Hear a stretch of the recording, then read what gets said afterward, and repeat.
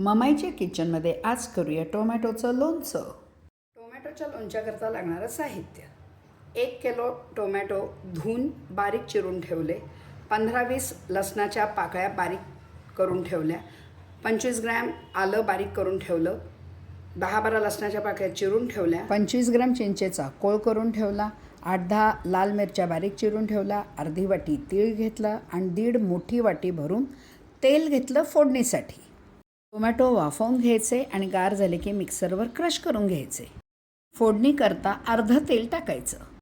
मोहरी, हिंग, कढीपत्त्याची फोडणी टाकायची. त्यात मेथी दाणे टाकायचे. ते मिरच्याही टाकून द्यायचे. हा बारीक चिरलेला लसूण आहे तो पण टाकून द्यायचा. सगळं चांगलं परतून घ्यायचं.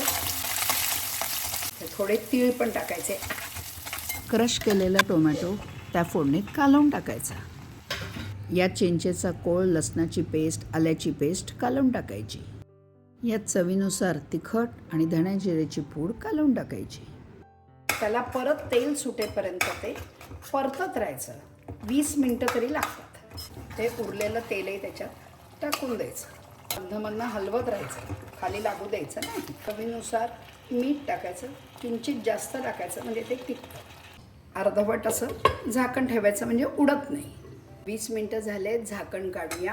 1 इंच गुळाचा खडा त्यात टाकायचा. अजून गोड आवडत असेल तर अजून गूळ कालवायचा आणि अजून 10 मिनटं परतत राहायचं.